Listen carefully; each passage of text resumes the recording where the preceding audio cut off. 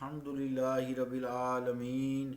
والصلاة والسلام علی رسولہ الکریم اما بعد فاعوذ باللہ من الشیطان الرجیم بسم اللہ الرحمن الرحیم کنت کنزا مخفیا فاحببت ان اعرف فخلقت الخلق صدق اللہ العظیم و صدق رسولہ الکریم۔ عزیزان گرامی قدر، السلام علیکم ورحمۃ اللہ وبرکاتہ۔ حدیث قدسی جو میں نے تلاوت کی ہے اس کا ترجمہ یوں ہے، اللہ کریم فرماتا ہے، میں چھپا ہوا خزانہ تھا، پس میں نے پسند کیا کہ میں پہچانا جاؤں، تو پس میں نے مخلوق کو تخلیق کیا۔ اللہ اور اس کے رسول کا قول سچا ہے۔ عزیزان گرامی قدر، السلام علیکم ورحمۃ اللہ وبرکاتہ۔ حضرت معین الدین چشتی رحمۃ اللہ علیہ المعروف بڑے لالا جی کا شعر چل رہا تھا جس کی تشریح ہو رہی تھی، وہ یوں تھا، اسی حدیث کے حوالے سے، نمود اپنا جب کنز مخفی نے چاہا، فاحببت ان اعرف اس نے سنایا، تو وحدت نے کثرت میں جلوہ دکھایا، تو وحدت نے کثرت میں جلوہ دکھایا، مگر ذات مخفی کی مخفی رہی ہے، مگر ذات مخفی کی مخفی رہی ہے۔ تو اس حوالے سے اللہ کریم نے بھی اپنے کلام مجید میں فرمایا ہے، هو الاول والآخر والظاہر والباطن، وہی اول ہے، وہی آخر ہے، وہی ظاہر ہے، وہی باطن ہے۔ لیکن ظاہر ہے تو نظر نہیں آتا نا، تو اس میں پھر لوگوں نے مختلف شاعری کے حوالے سے، نثر کے حوالے سے گفتگو فرمائی ہے۔ تو ہم کل یہاں پر تھے جس میں حضرت علامہ اقبال رحمۃ اللہ علیہ نے ایک مشہور شعر ہے، آپ سماعت فرمائیں، اس پہ ہی ہم نے چھوڑا تھا کہ اسی حقیقت کو بیان کیا ہے، کبھی اے حقیقت منتظر نظر آ لباس مجاز میں، کبھی اے حقیقت منتظر نظر آ لباس مجاز میں، کہ ہزاروں سجدے تڑپ رہے ہیں میری جبین نیاز میں۔ تو اس شعر میں علامہ اقبال رحمۃ اللہ علیہ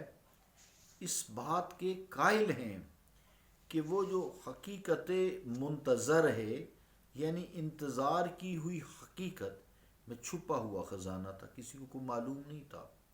پھر ایک انتظار کے بعد جب اللہ نے چاہے تو اس نے مخلوق تخلیق کی تاکہ اسے پہچانا جائے۔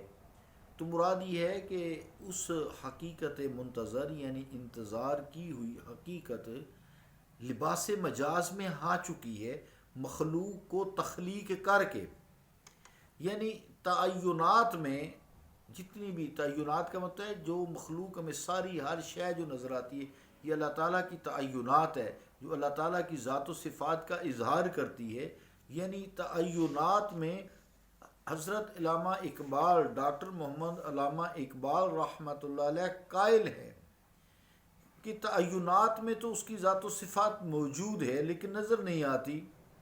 مخفی کی مخفی رہی ہے، مخفی ہے۔ اب وہ اللہ رب العالمین سے نظر مانگ رہے ہیں۔ کیا مانگ رہے ہیں؟ نظر مانگ رہے ہیں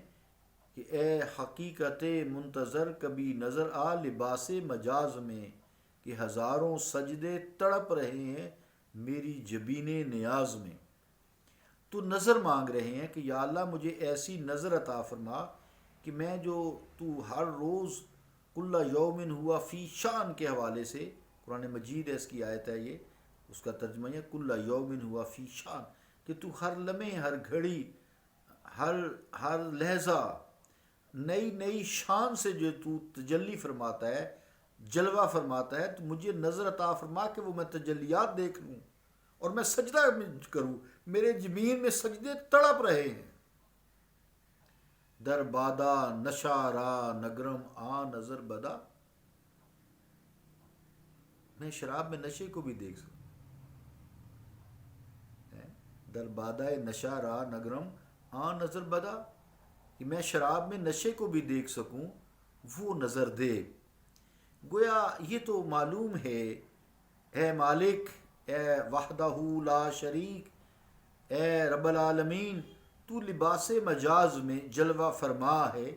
جو تیری شان ہے اس لباس مجاز میں تو جلوہ فرما ہو چکا ہے، مگر اب اقبال کو اب وہ نظر بھی عطا فرما دے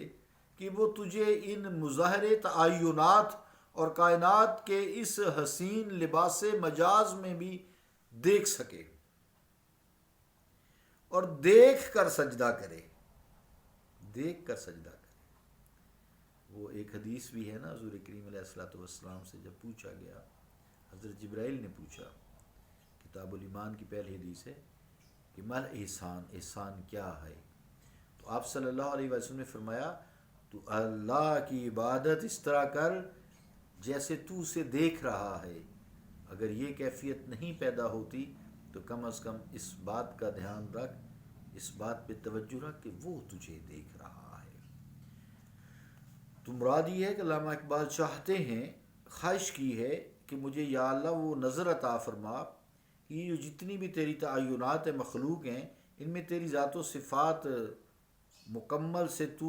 جلوہ افروز ہے، تو میں یہ تیری حقیقت مجاز جو ہے، یہ جو لباس مجاز میں ہے، اس کو ذرا سرکا دے، مجھے نظر دے دے، مجھے ایسی نظر دے دے تاکہ میں تیری صفات اور ذات سے آشنا ہو کر تیرا سجدہ کروں۔ تو ہی سجدے کے لائق ہے اور کوئی نہیں ہے، ورنہ تو پھر یہی ہوا، تن میں جاں کا نمود کیوں کر دیکھوں۔ سید امجد حیدرآبادی، تن میں جاں کا نمود کیوں کر دیکھوں، اس جامہ کا تار و پود کیوں کر دیکھوں، روئی نظر آتی نہیں پیراہن میں، اپنے میں تیرا وجود کیوں کر دیکھوں۔ یہ دیکھیں نا، یہ سارے کپڑے روئی سے بنے ہوئے ہیں، جتنے آپ یہ سب ہم پہنتے ہیں روئی سے بنے ہوئے، روئی تو ہمیں نظر نہیں آ رہی نا، لیکن لباس بنا ہوا فیکٹریز میں، کھڑیوں میں نظر آ رہا ہے، ہمیں لباس نظر آ رہا ہے۔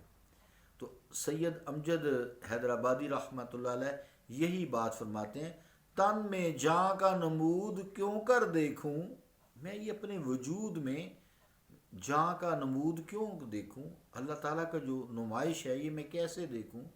یہ تو مشکل کام ہے۔ تن میں جاں کا نمود کیوں کر دیکھوں،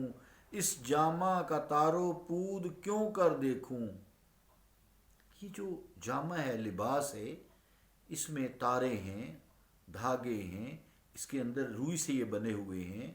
تو یہ تو میں لباس تو دیکھ رہا ہوں، لیکن تار و پود جو ہے، یہ تھانا پیٹا جو ہوتا ہے، میں اسے کیوں کر دیکھوں، میں تو صرف لباس ہی دیکھ پا رہا ہوں۔ تو تن میں جاں کا نمود کیوں کر دیکھوں، اس جامہ کا تار و پود کیوں کر دیکھوں، روئی نظر آتی نہیں پیراہن میں، روئی تو نظر نہیں آ رہی نا ہمارے لباس میں، نہیں آتی، وہ یہی کہہ رہے ہیں، روئی نظر آتی نہیں پیراہن میں، اپنے میں تیرا وجود کیوں کر دیکھوں۔ تو ہر جگہ ہے، میرے وجود میں ہے، تو میں تجھے اپنے وجود میں نہیں دیکھ سکتا۔ اللہ رب العالمین ہمیں توحید پہ کاربند رکھے، اللہ تعالیٰ ہمیں اپنی ذات و صفات سے، جیسا کہ علامہ اقبال رحمۃ اللہ علیہ نے نظر مانگی ہے، ہمیں اللہ تعالیٰ وہ نظر عطا فرمائے جس میں ہم اللہ تعالیٰ کی ذات و صفات سے وابستگی بھی ہو، اور اللہ تعالیٰ جو ہے ہمیں آشنائی بھی عطا فرمائے،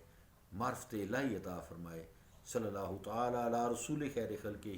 محمد وعلی آلہ واصحابہ اجمعین برحمتک یا ارحم الراحمین۔